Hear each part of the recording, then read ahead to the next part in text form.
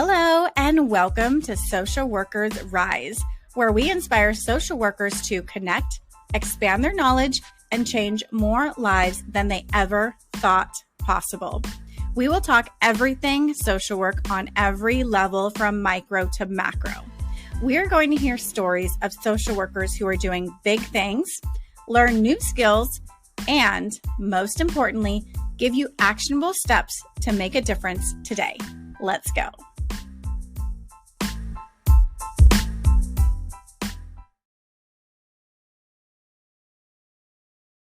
Hello, and welcome to the Social Workers Rise podcast. It is your host, Catherine here.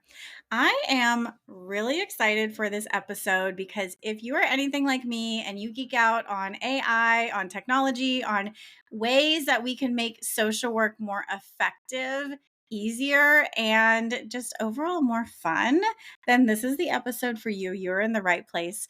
We have our guest, Marina Badillo Diaz. Did I say that right? You did. Yes. Okay. Thank you. Yeah. So she is amazing and super talented. So she's actually a professor, a social work professor, and a national school social work board member with a deep interest in innovative applications of AI in social work and its implications for ethical use. Welcome to the podcast. Thank you, Catherine, for having me. I'm really excited to be here. Yes, I'm excited too. I love AI. I use it probably more than I would like to admit.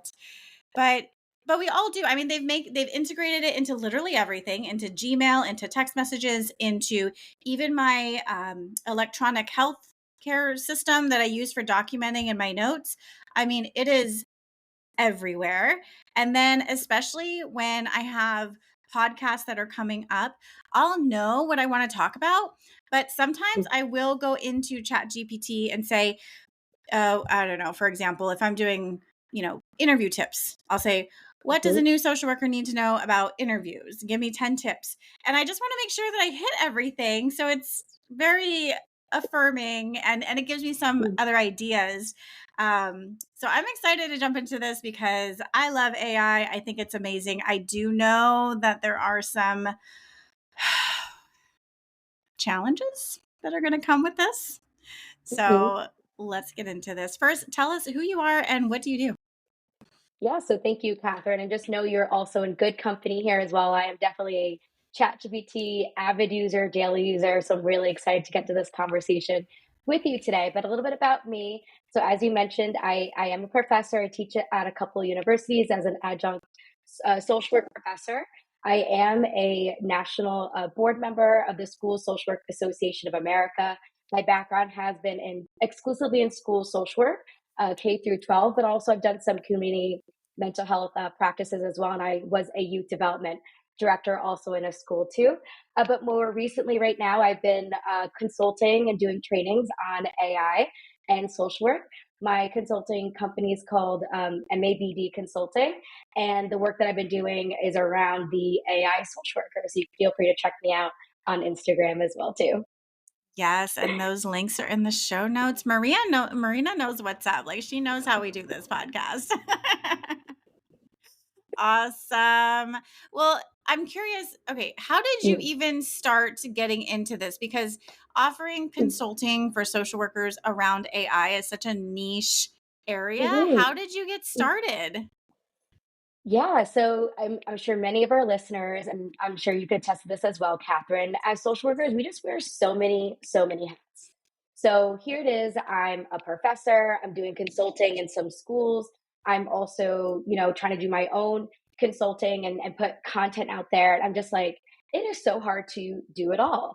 And when I was scrolling on my Instagram, I would say about 9 months ago, I kept seeing these reels from marketers talking about, oh, put this into ChatGPT and you can get all this great content. And I'm like, well, I didn't go to school for marketing. I'm a social worker, right? So I'm like, let me just check this out and try it because I just really needed help making content for my Instagram account, help with my website. And it just truly transformed just my capacity to do work more effectively, saves me time. And I just thought, well, I could do this for marketing and creating content for my Instagram account, my website.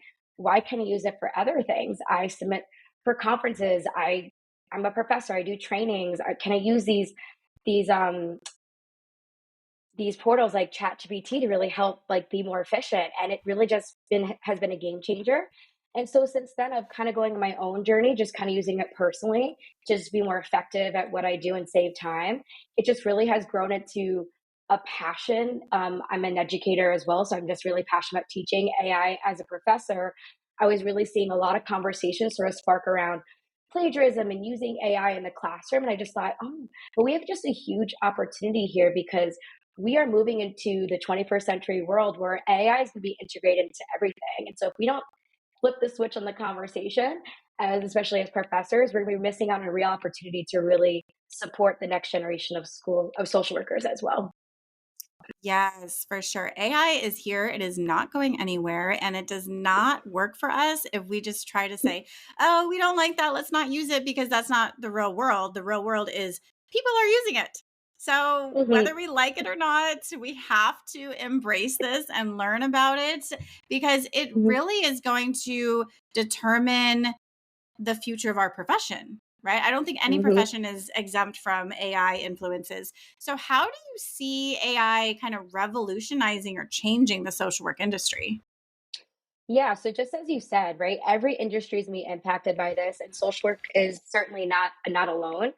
I see it really revolutionizing in three specific ways. I think one way I really see it revolutionizing is just enhancing and being more efficient of our own workload as social workers. As we all know, we wear many different hats, we're tasked so many things, and AI could really help you just doing day-to-day administrative tasks. And it can also really support you in your role as a caseworker, as a clinical social worker, as a director. And I know we'll probably talk more about the different ways that you could apply it to your everyday work. So I think it's going to enhance our workload and really making it more efficient and streamlined, but also really providing those again quality services because we have more time on our hands that will be able to provide better quality services. I think another way that it's going to revolutionize it as well is also like clients engagement of social work services. So I know right now there's apps on engaging with a chatbot to get some type of clinical services, and I definitely advocate that there should not be a removal of the human aspect of AI. I really see these tools as an enhancement and a tool to really support the work that we're doing. But I think a lot about equity and access. So I know an app called Alongside. They partnered with schools across the country to really support and adolescents using a chatbot to talk about mental health and certain challenges that they're having. And so I think tools like this are really going to enhance again the client experience and getting access to services. So I think that's the second way of revolutionizing our work. And I think the third way is also us educators who are teaching social workers. It's going to change the way that we teach social work. And I think about how just sort of how we're going to assess learning is going to look different. We're going to have to use AI as part of our assignments. And we're also going to be using AI to like teach the content as well. So I think there's a huge opportunity for us professors who are teaching the up and coming in the field that we're really going to do a disservice if we're not actually learning these tools ourselves as professors, but then also incorporating in the classroom and also incorporating in the lessons because we really have to prepare our workforce to be using these tools because it's coming, like you said. Yes, definitely. So just to recap, so it's going to impact Hmm. us how we teach our clients Hmm. and then also just our workload and how we Hmm. actually do the day-to-day work stuff, right? Hmm. So Hmm. I use it as a therapist and I also use it as doing research and really kind of getting like really any kind of question that I might have like what are some statistics around this, and it's cool because you can also say provide academic references, right? So Yep. what are some strategies for to help someone decrease depression, right? Include academic resources.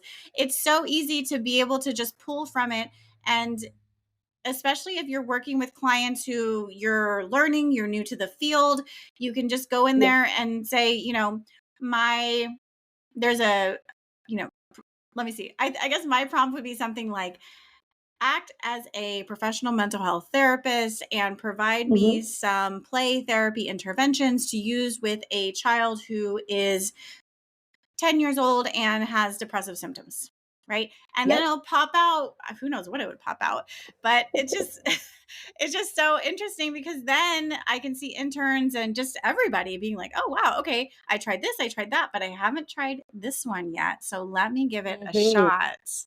So Mhm. so my question for you is like, what other practical applications do you see as ways that we can use AI in our work as social workers? Yeah, so I think you just named a really great strategy of using ChatGPT. It is such a helpful thought partner in the work that we're doing. And just like I said before, I'm advocating to not replace the human. You absolutely have to use your critical thinking skills. You have to use your reading skills to read over what ChatGPT is giving you, whatever generative AI tool that you're using.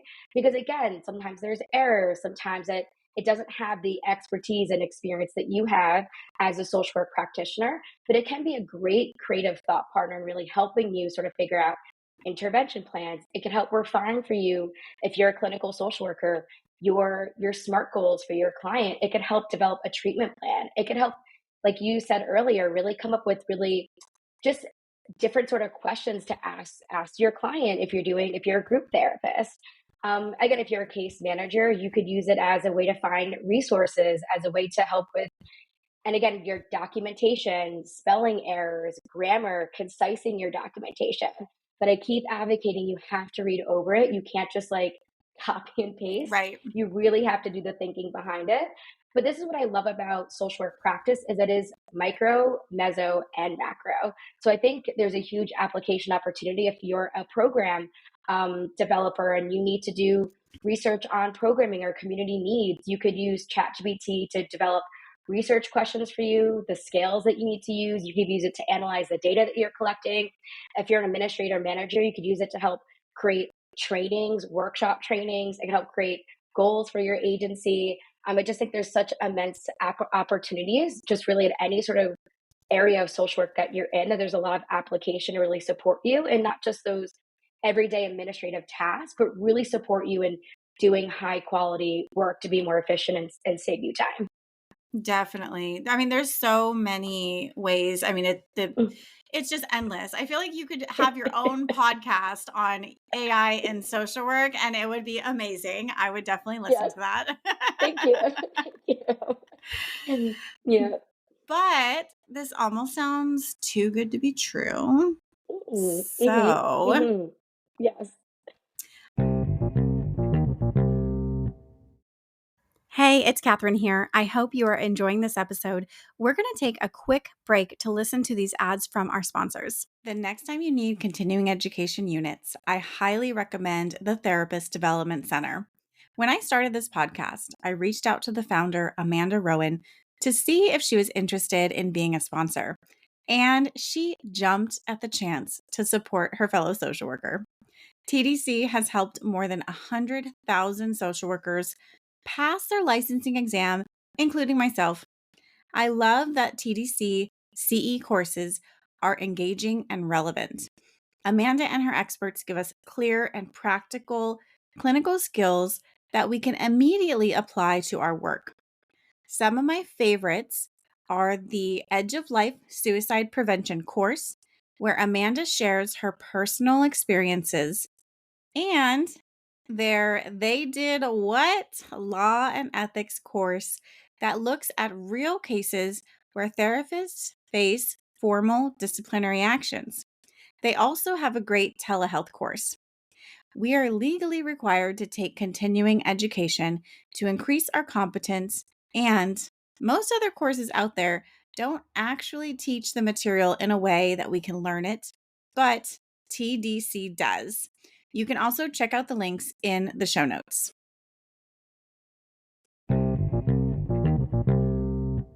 I'm wondering, what are some ethical implications that we need to be aware of when using this, or as an industry, because we're Mhm, very client centered and we want to make sure that our clients are not being harmed or jeopardized, that HIPAA is not being violated, that also our own licenses aren't going to be at risk if mhm, we mhm, use these types of things.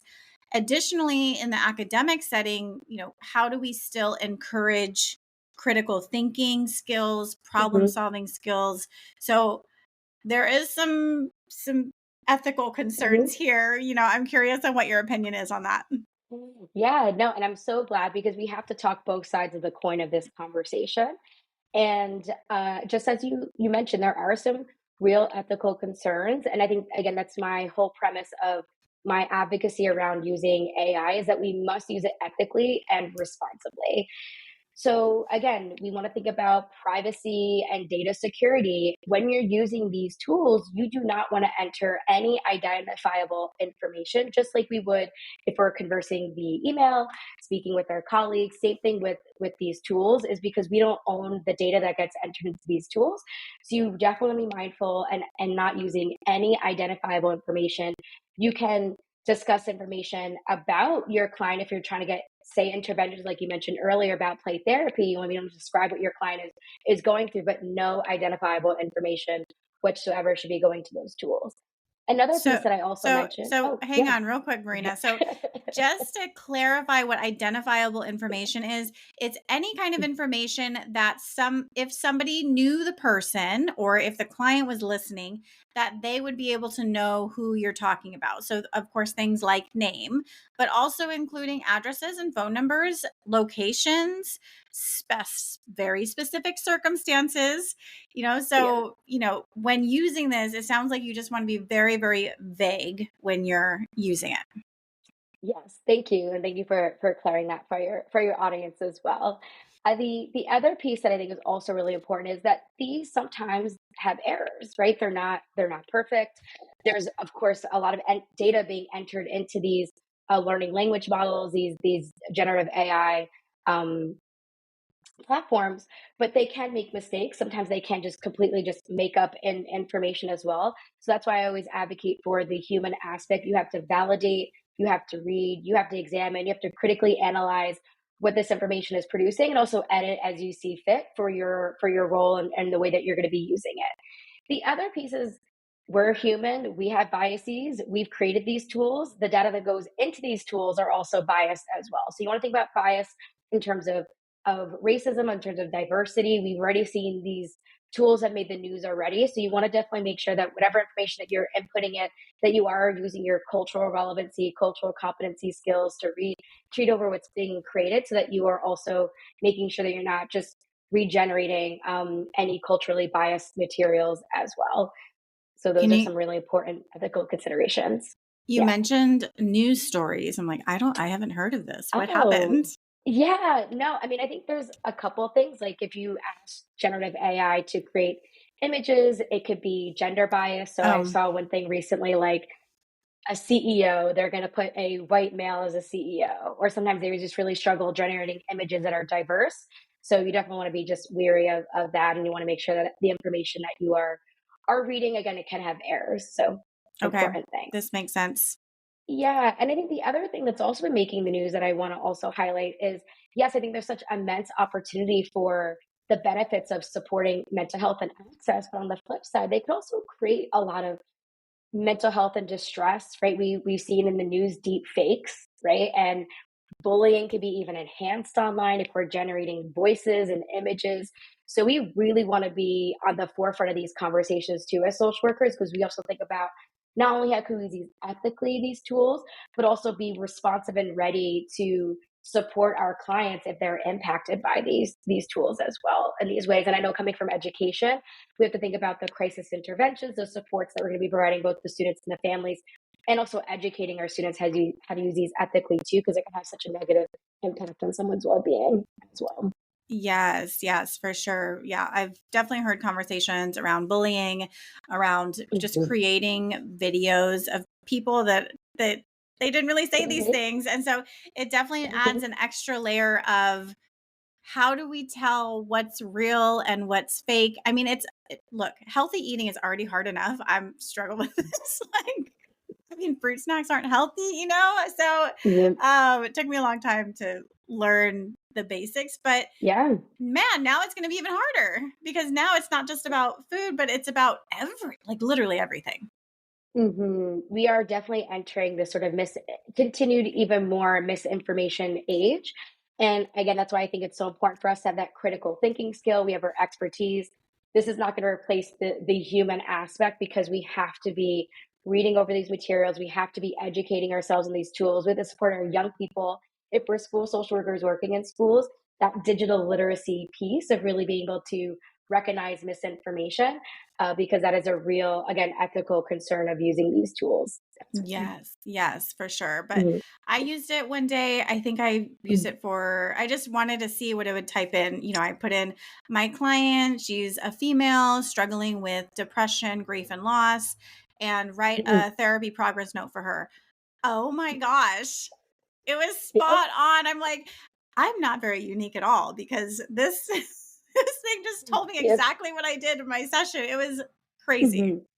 Mhm. And think about how much time that's gonna save so many social workers, just and I've been there, right? We have 48 clients. We're working in a high-paced environment. We have to get all these notes done in time for for the deadline of the 24 hours, 48 hours, whatever your agency is. And I think the real challenge of burnout and writing, I think these tools have an immense opportunity to really streamline and just be more effective and time saving. But this is where the flip side is another opportunity. We also think about not just ethical guidelines, but policy and guidelines for our agencies and organizations on how we could use these AI tools.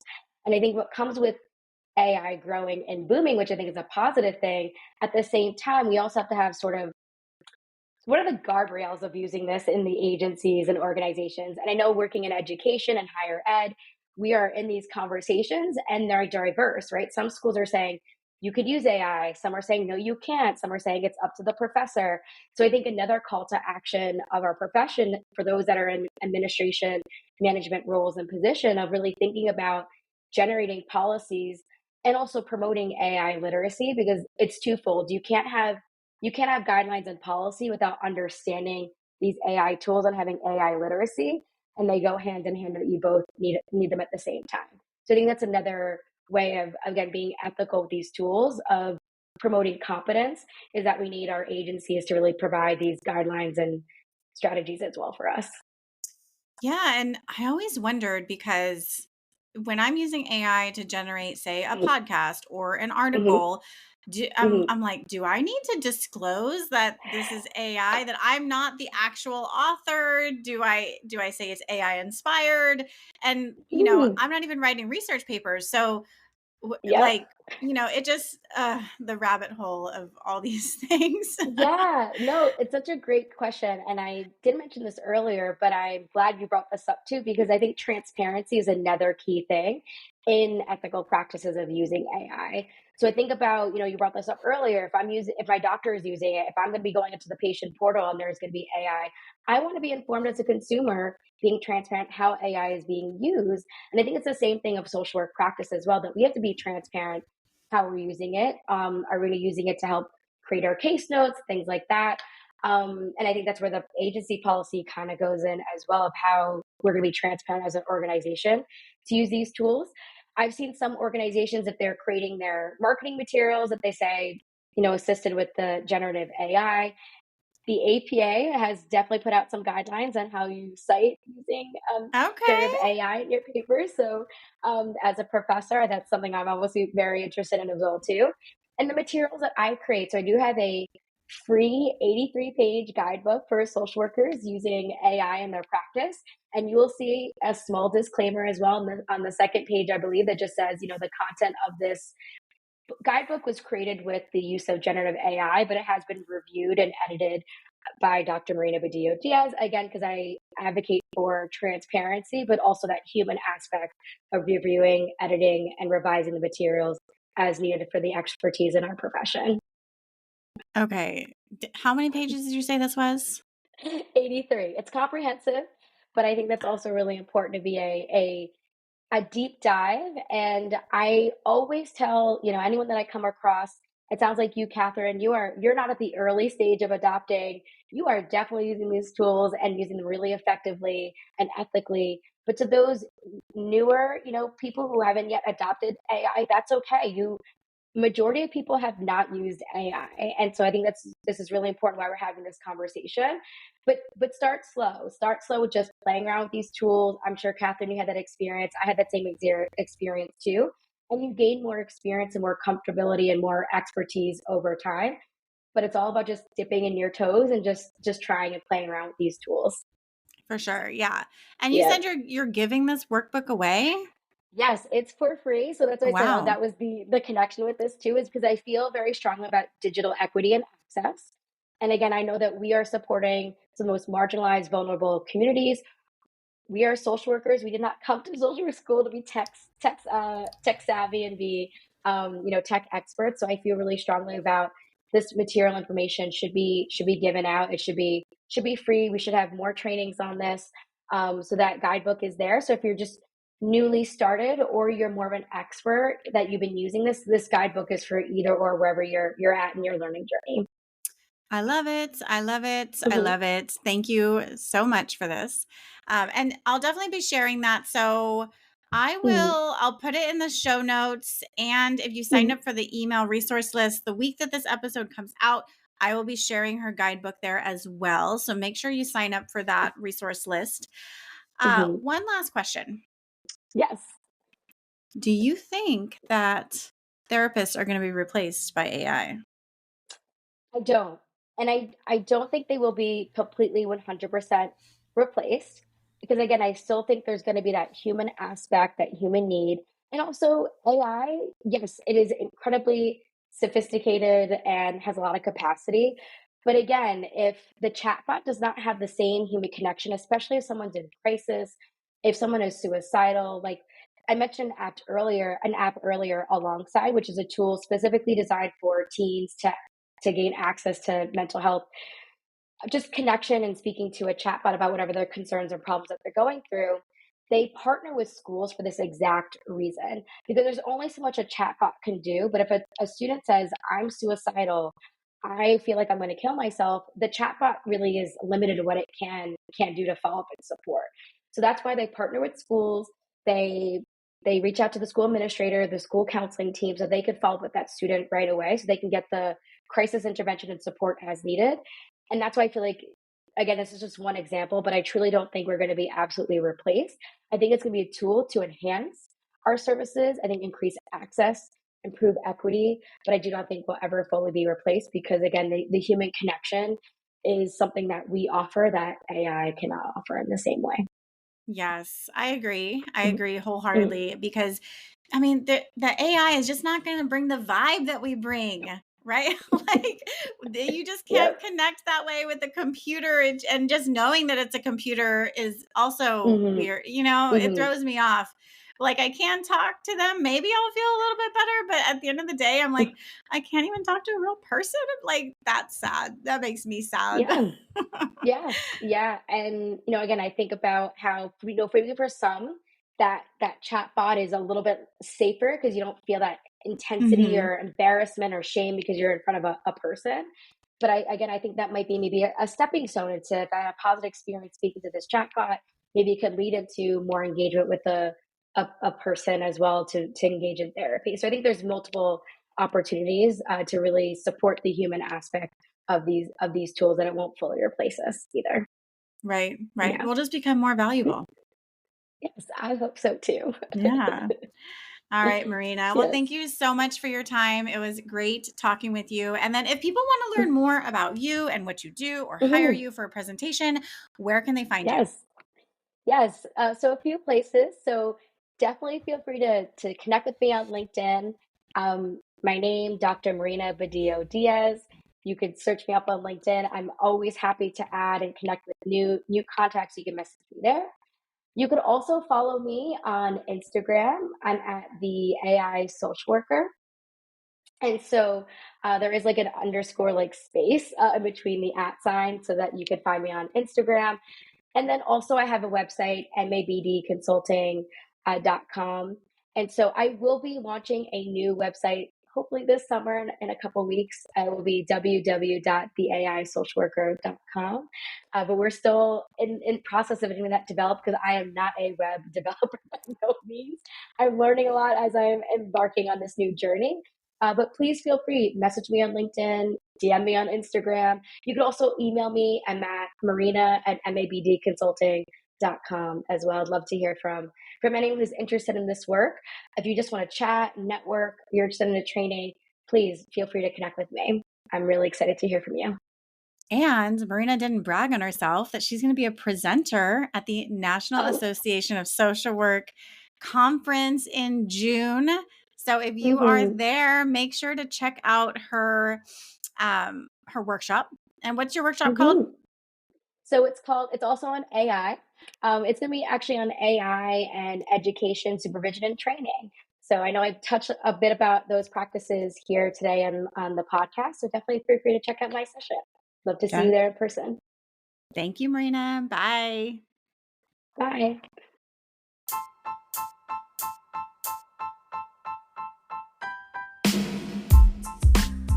Thank you for listening to another episode of Social Workers Rise. If you love this episode, be sure to subscribe and text this episode to a friend. If you want more, there are a few ways we can get to know each other and work together. First, definitely subscribe to the Friday resource email list. The link is in the show notes. And that's where you can learn more about the courses I offer, including Clinical Essentials for the Future Therapist and the Pulse Basics for Medical Social Workers. I'll also be sending out occasional tips and resources and other happenings within the social work industry. And for all your clinical supervision needs, be sure to visit risedirectory.com. This is a national directory of clinical supervisors for social workers, and we also provide free resources that you can use within your own clinical supervision. Lastly, if you have more individualized needs, I do offer coaching, individual consultations, and am available for public speaking engagements for social workers and change makers. Lastly, the boring legal stuff, but very important. The information in this podcast is not meant to be a supplement for therapy, professional advice, or clinical supervision. This content is provided as is solely for informational purposes. It is not legal, health, or safety advice. I am not advising you as a therapist. Organizations should engage their own experts to ensure any adopted measures are compliant with applicable laws and standards in their jurisdictions. The opinions expressed by individuals or organizations are their own and do not reflect the views or opinions of Social Workers Rise or Catherine Moore. References to specific products or organizations do not constitute any endorsement or recommendations by Social Workers Rise.